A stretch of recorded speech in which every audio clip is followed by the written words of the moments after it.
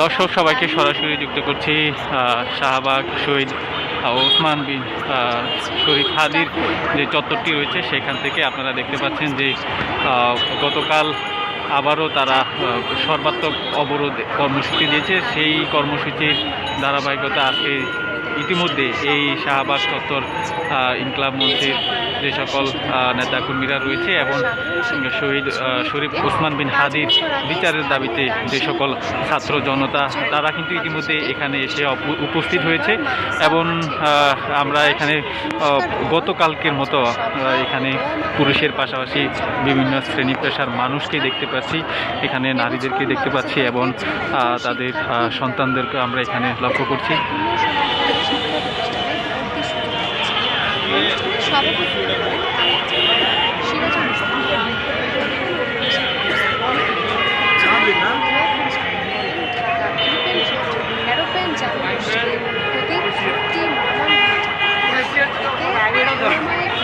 সমাজসেবক, শিক্ষক, শিক্ষার্থী সব